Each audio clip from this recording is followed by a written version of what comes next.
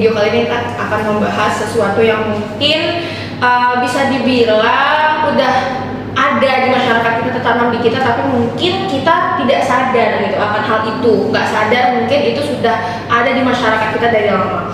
Mungkin kalau teman-teman tahu namanya itu toxic masculinity. Untuk teman-teman yang nggak tahu, mungkin aku akan kasih tahu contohnya. Misal kayak cowok dilarang nangis, perempuan tuh harus yang cewek banget. Itu kan mungkin dari segi feminisnya, tapi kalau untuk yang laki-laki tuh nggak boleh nangis, nggak boleh nunjukin kalau dia punya perasaan yang semacam itu gitu. Gimana pun juga laki-laki tetap manusia teman-teman, tetap punya perasaan segala macamnya.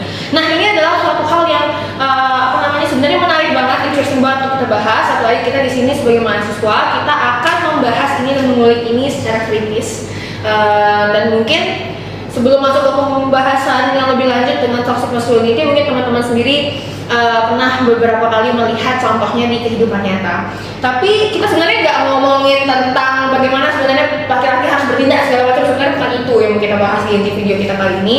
Tapi kita di sini mungkin mau membahas lebih lanjut bagaimana sebenarnya toxic masculinity yang selama ini kita lihat, maskulinitas seorang laki-laki yang kita lihat biasanya dalam kehidupan kita sehari-hari itu sebenarnya ternyata adalah warisan dari kolonialisme. Dan apakah benar hal itu? Nah itu akan kita bahas lebih lanjut. Dan di sini aku nggak sendiri teman-teman, aku ditemenin sama Julie, sama Ari, sama Aurel dan juga sama Maisa. Jadi without any further ado, nggak usah lama-lama, mungkin kita bakal langsung membahas aja. Jadi gimana teman-teman? Ready nggak? Oke, halo. Ready. Of course ready banget. Apalagi tema kali ini kan daging banget gitu ya. Oh, sepakat, memang daging banget gitu ya. Isi pembahasan kita juga semoga daging dan semoga teman-teman paham. Oke, aku mungkin mau mulai ke Julius dulu. Jadi pembahasan kita kan soal toxic masculinity. Nah kira-kira Julius, sebenarnya maskulinitas yang sebenarnya itu gimana gitu? Kan aku bilang tadi kan katanya masculinity itu toxic masculinity ya, itu kan warisan dari kolonialisme. Emang apa bedanya gitu? Kalau boleh tahu? Ya itu pertanyaan bagus ya. Sebenarnya maskulinitas itu adalah suatu sistem yang adanya itu dia masuk ke diri kita gitu. Dia masuk dari diri kita dari zaman dahulu, dan kita sama-sama mengetahui bahwasanya maskulinitas itu berbeda dari zaman dulu sampai zaman sekarang. Di zaman sekarang ini banyak banget yang udah tergeser melalui dengan keadaan dan situasi dan kondisi tentunya gitu. Dan maskulinitas ini telah tertanam gitu bagi laki-laki yang dari dahulu gitu, yang dimana kita sebagai laki-laki itu biasanya tidak dibolehkan, seperti tidak boleh cengeng, ya kita tidak boleh juga tidak boleh menyampaikan apa yang kita rasakan dan lain sebagainya, seperti itu sih. Oke. Jadi cowok maskulin itu gimana ya? Jadi cowok maskulin itu yang kayak cowok kaku gitu ya. Jadi contohnya itu bukan defaultnya kita berarti ya? Iya, justru bukan, karena ini maksudnya di zaman kolonialisme. Mereka datang di kolonialisme Belanda, cuma bawa, dan VOC sama itu dia bukan hanya membawa yang namanya senapan itu, tapi dia membawa ideologi baru seperti itu. Ya ada yang namanya itu ya dalam sistem mereka administrator atau priayi, yang artinya ada laki-laki yang terdidik dari bakat rasional yang dia seperti biasa, mereka seperti ada kantor dan lain sebagainya. Ada juga seperti laki-laki yang kuliah, mereka itu dituntut untuk bisa bekerja keras, dan mereka dituntut untuk bisa melakukan yang namanya kerja paksa seperti itu. Oke, paham. Jadi mungkin kalau kita berjalan lagi, nah di sini kita bakal ngambil, mungkin gampangnya aja karena kita tinggal di Indonesia ya guys ya. Jadi kita mungkin ngambil contoh studi case-nya Belanda Indonesia, which is Indonesia kan pernah dijajah sama Belanda gitu kan ya. Nah, jadi mungkin biar lebih kita lebih paham, lebih masuk ke teori postkolonialisme dan segala macam kenapa toxic masculinity bisa disebut warisan kolonialisme. Mungkin aku ada ngedengar satu ahli gitu kan sih, baru something itu tau gak ya? Bukan doang ya nggak ya? Bukan ya, Jadi dia itu punya konsep keren nih guys. Jadi nama konsepnya itu tuh mimicry atau mimicry. Nah itu tuh kalau lebih gampang itu kita bisa sebut itu tuh kayak apa ya? Gaya easy untuk meniru. Oke. Nah jadi gampang itu artinya kita kayak para penjajah nih misalnya gitu. Jadi kita kayak bilang ke elit global nih, kalau jadilah kayak kami gitu, rasional dan beradab. Nah jadi ini tuh yang bikin para laki-laki ngikutin maskulinitas gitu sebenarnya. Jadi kita nggak bisa lihat itu cuma sebagai kaku atau keras gitu, tapi ya bertahan sampai sekarang jadinya gitu. Set sih. Ya tapi itu kan juga nggak sempurna juga kan konsep itu. Soalnya kan biasanya pria atau kaum pria itu kayak mereka tuh nggak bisa sebenarnya di fully accept as that ideal type of masculinity kan, juga gara-gara rasnya juga kan. Jadi walaupun mereka mengikuti idealisme maskulinitas itu, mereka pasti bakal nggak bisa kabur dari label pribumi itu juga. Oh iya benar. Exactly, benar banget. Nah ini tuh yang menciptakan anxiety atau kecemasan guys. Jadi laki-laki yang terjajah itu jadi bingung kayak karena beberapa laki-laki tuh mikir kayak saya nggak 100% Belanda, tapi dia udah terlanjur jijik gitu masa istilahnya gitu sama budaya asli yang dianggap primitif gitu sebenarnya. Nah jadi kayak tuh kayak itu tuh rendah kan. iya benar banget. Jadi identitas mereka tuh jadinya kayak gantung gitu. Jadi mereka sendiri tuh kayak aduh ini tuh aku nih siapa sih sebenarnya kayak gitu, atau malah jadi ya intinya mereka bingung sama identitas mereka sendiri. Jadi Berarti emang standar maskulin yang ditetapkan sama para kolonial yang menjajah kita lah gitu ya. Berarti itu tuh kayak bikin kita justru galau sama identitas sendiri ya. Jadi kayak kita Krisis identity. iya ini tanggung ya. Aduh dibilang kita orang Belanda bukan, tapi kayak ya kita udah kejajah sama ideologinya gitu. Sebenarnya agak Ya, jadi ya kesannya kan seakan-akan ajaran budaya mereka bahwa itu kayak juga masuk idealisme yang mereka tetapkan itu udah dianggap jadi norma juga kan. benar-benar. Ya. Oke, ada lagi nggak guys selain Iya, nah aku mau nanya nih satu lagi teori dari gaya Spivak. Ada yang tahu nggak? nggak ada dulu.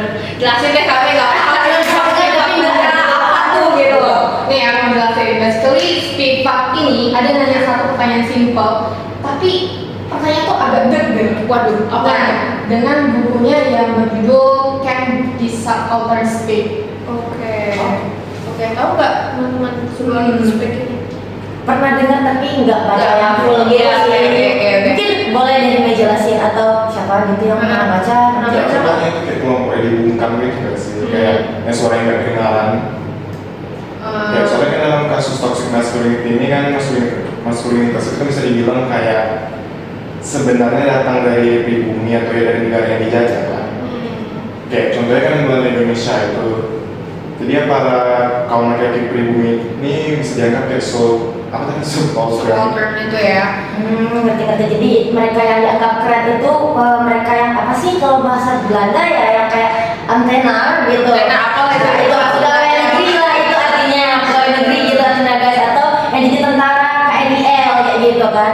Jadi yang kayak seniman, petani gitu atau orang-orang yang spiritual gitu tuh dianggap kuno atau jadinya nggak modern. Jadi suara mereka hilang gitu ya berarti. Oke, paham. Berarti emang standar lama kita itu bisa dibilang dibungkam ya, gitu kali ya, dibungkam. Terus juga dipaksa akhirnya niru ikutin ideologi orang lain yang sebenarnya itu bukan ideologi kita. Oke, mungkin kalau teman-teman tadi kan Arif udah ngomong apa segala macam. Nah mungkin dari aku mau nanya ke Mei deh, kita ganti aja ya. Aku mau nanya ke Mei deh gitu. Ada nggak sih Mei kayak contoh kasusnya gitu yang kebawa sampai sekarang gitu Mei? Ada nggak kira-kira? Iya, kalau kasus yang paling jelas sekarang sih ya politik ya. Nah, kenapa kita terobsesi sama figur strongman atau bapakisme? Oh iya. Pemimpin yang harus kelihatan tegas, militeristik, terus nggak banyak omong tapi kerja, apalagi dalam international relations sendiri. Nah, negara kuat tuh lebih sering dianggap negara yang maskulin kan.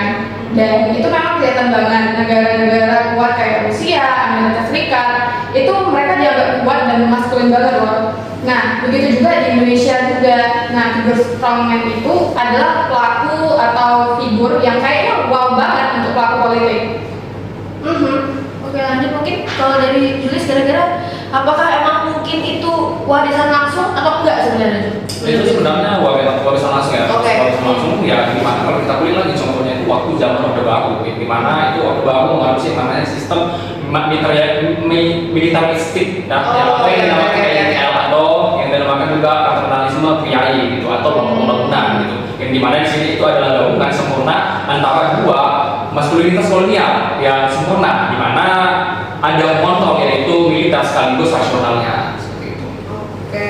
Terus mungkin kalau dari orang sendiri gitu kan kita ngeliat media itu kadang kan menjadi ada apa ya bawa peran bawa dampak Iya, gitu. iya. Menurut Allah sendiri.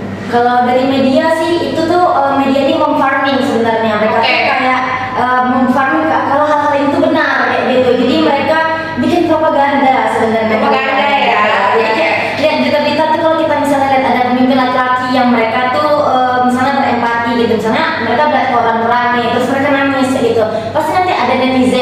yang iseng yang bakal komen kayak pemimpin kok cengeng gitu. Iya. Padahal kita masih terjebak di hal itu guys gitu. Padahal kan itu toxic masculinity itu udah bisa kita kaitkan dengan toxic masculinity itu sendiri ya. Karena emang apa salahnya sih cowok nangis, pemimpin nangis gitu. Karena mereka masih manusia juga. Gitu, Benar. Kalau menurut gue juga nih, kira-kira toxic masculinity itu sebenarnya sampai saat ini, sampai detik ini gitu masih ada masih. Banyak banget.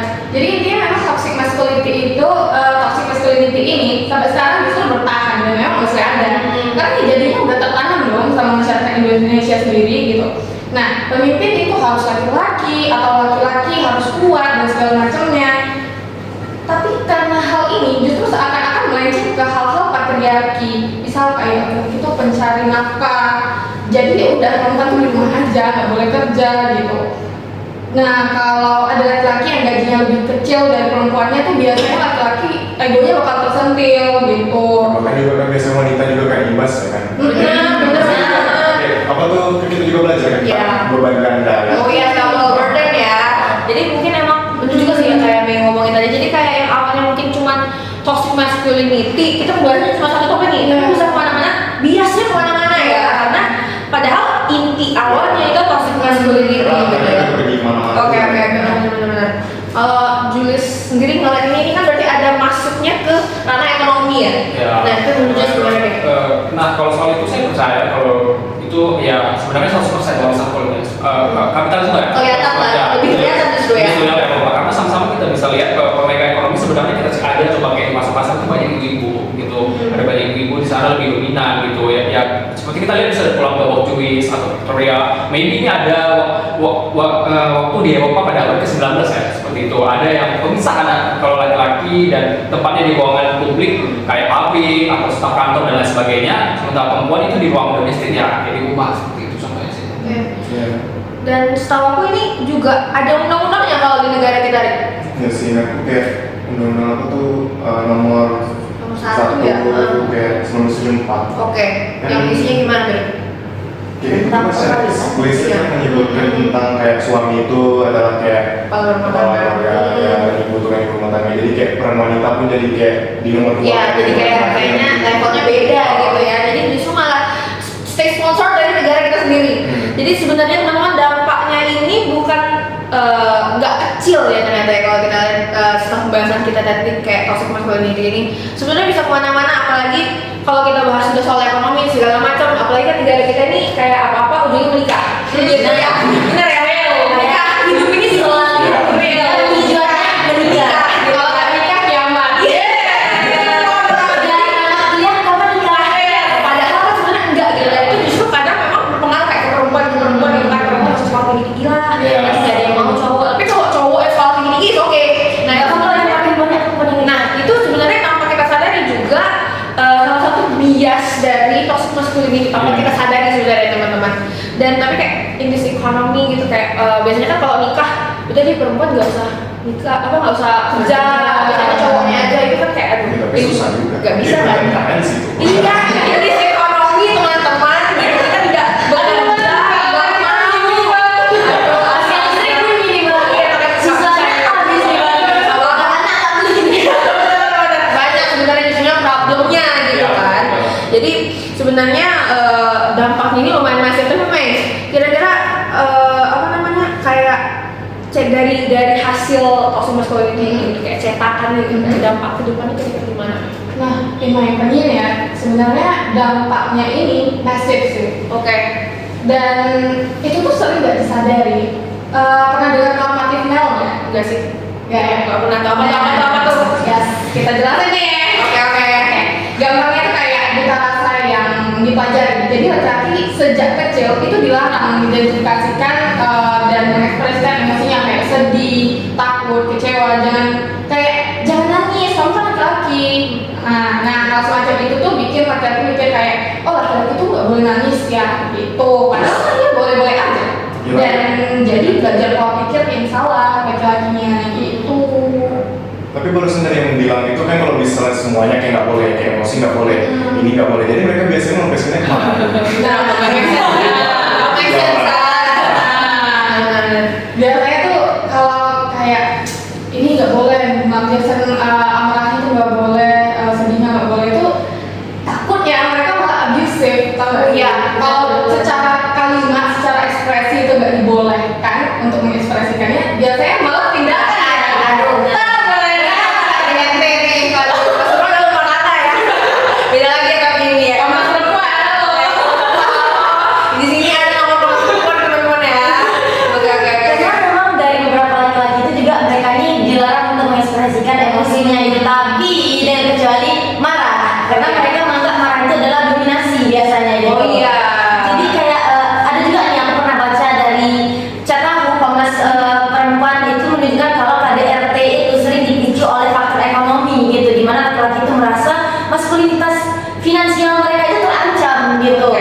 Nah, jadi mereka tuh mengkompensasikan ini dengan kekerasan fisik ujung-ujungnya, abusif kan, Fisik ujungnya juga. balik lagi fisik itu. Fisik lagi. Untuk merasa apa? Betul, powerful. Oke, dia Mereka punya kayak power ya. mereka pengen punya power, mereka pengen punya kontrol. Jadi karena mereka merasa dengan mereka abuse, berarti orang yang mereka abuse itu adalah korban mereka. Duduk Bukan sama mereka nih. Iya, Oke. duduk sama mereka kayak gitu. Jadi itu tuh nyambung sama bahasan kita dari tadi sebenarnya. Itu ini yang kita tadi itu soal pekerjaan dan juga gaji dan lainnya, itulah pokoknya guys. Dan ada juga sih kan data dari apa Riskesdas Kemenkes itu, dimana prevalensi Rokok ya. ya rokok itu kan kebanyakan laki-laki di Indonesia kan. Kan itu salah satu yang tertinggi juga di dunia kan, laki-laki yang merokok di Indonesia itu persentasenya. Dan itu kan bukan quote bisa dibilang pilihan juga, itu tuh kan semacam kayak coping mechanism juga kan bisa dibilang kan, karena katamu juga tadi kan kita nggak bisa melampiaskan emosi kemana ya, mungkin juga kan rata-rata laki modern sekarang laki ju cewek kayak lewat Iya, CB ya, luar biasa. Betul. Men. Ada kamar kopinya, ada kamar kopinya gitu. Ada tambahan mungkin Julis? Oh ya, masalah tadi kayak swipe itu yang kayak data dari kita bisa sama lihat data dari WHO dan kalau itu swipe konflik kayak angka bunuh diri betul-betul yang tertinggi itu pada laki-laki gitu. Karena di situ kita bisa lihat bahwasannya kalau kayak kami pribadi juga kayak kami ke psikolog gitu kayak teman atau kayak ke siapapun itu kayak mereka bisa mendianggap lemah gitu. Kalau mereka nggak bisa cerita, bukan artinya dalam itu kayak Anda tuh cerita masalah ini ke kami tuh Anda nggak lemah gitu. Jadi banyak tekanan-tekanan sebenarnya yang Jelek membuat gitu. laki-laki ini lebih milih untuk tidak membicarakan satu hal yang mereka rasakan seperti itu sebenarnya. Laki-laki tidak bercerita. Laki-laki bercerita. Tapi langsung begitu. Aduh, apa lagi ya buat teman-teman ya itu jangan kalau ada masalah cerita. Iya. Kalau ada masalah tuh cerita ngobrol diobrolin. Iya, jadi Jangan sampai laki-laki tidak bercerita Iya. tapi abusive. Iya, waduh. Itu pasti sih, karena ya pandangan gitu, kembali lagi ke pandangan tadi, pandangan dari kolonialisme, masa kolonialisme. Karena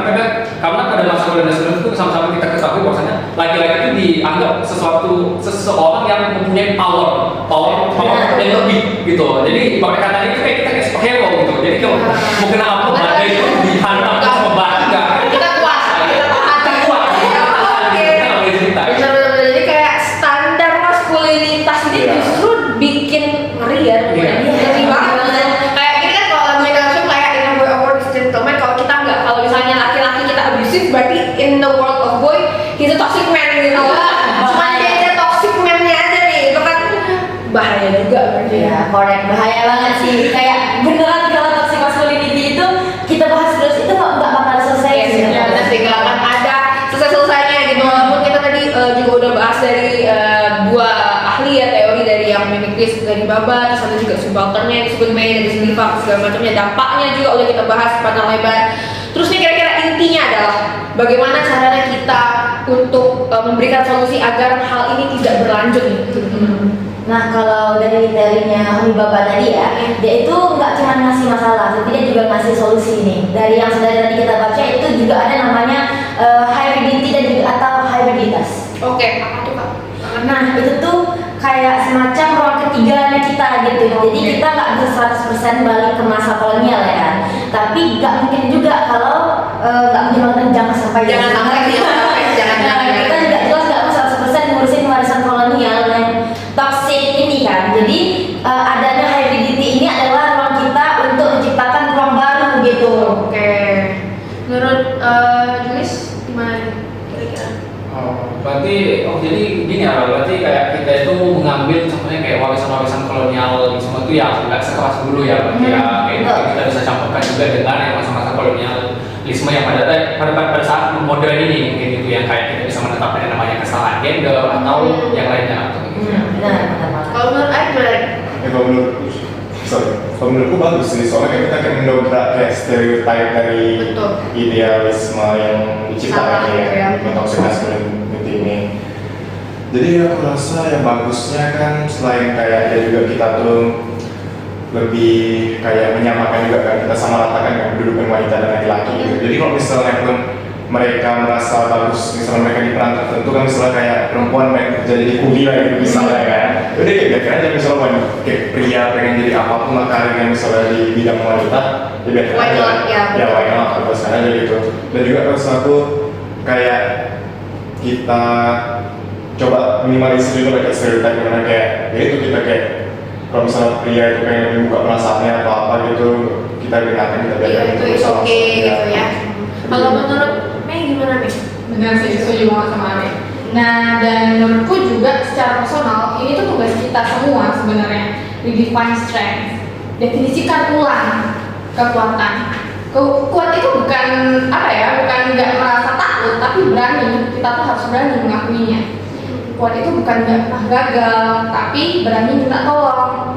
Kuat itu adalah vulnerability atau kerentanan. Jadi emang apa ya namanya bisa nggak perlu lah laki-laki ini apa-apa ditahan gitu ya, minta tolong kalau butuh minta tolong ya gitu ya. Jadi mungkin berarti emang secara garis besarnya teman-teman dari kita udah bahas tadi juga dengan orang teman-teman tuh dari juga intinya ini tuh bukan cuman soal gimana kita mengurus kesetaraan gender ya kayak harus cewek sama cowok sama, tapi kita juga lupa gitu loh kalau misalnya toxic masculinity ini menjadi ruang yang sempit untuk justru untuk laki-laki gitu, dan itu sebenarnya akhirnya biasnya dari toxic masculinity itu ya macam-macam ya, itu tadi apa namanya ada abusive, merokok, rusak, lagi macam-macam lah itu tadi Mabok. belum lagi kalau misalnya bisa ada benar. Nah nanti selain itu nanti ada yang patriarki dan segala macamnya, ada repot ya teman-teman. Tapi ya itu tadi wow, what a good conversation between all of us teman-teman, ternyata benar, dan ini tuh sebenarnya obrolannya mungkin berat tapi sebenarnya benar gitu. Kayak kita apa ya, lupa kalau misalnya laki-laki itu juga punya beban gandanya sendiri, dan itu ya balik lagi setelah kita bahas segala macam, kita kulik ternyata juga secara kritis kita bisa melihat kalau misalnya emang ini adalah warisan dari kolonialisme itu, dan tugas kita adalah untuk menciptakan ruang ketiga buat teman-teman khususnya laki-laki gitu ya. Jangan kalau misalnya ada problem, ada masalah, ceritain ya teman-teman ya, jangan abusive ya teman-teman ya. Tidak mencerita, tapi status sudah tender. Aduh, mau baca cowok juga nangis nggak apa-apa, cowok juga nangis nggak apa-apa ya kan. Dan tadi kita juga udah membahas itu dari teori Spivak, kita udah membahas dari teori Baba juga segala macamnya, dan itu apa ya, memang salah satu pembahasan yang penting yang mungkin jarang dibahas sama orang-orang. Oke, kita sampai di ujung video. Kita juga banyak ngobrol teman-teman, dan semoga teman-teman yang nonton juga bisa paham, dan semoga yang kita bahas hari ini bermanfaat bagi kita semua. Gitu ya teman-teman ya. Jangan lupa kita di sini agent of change. Ya.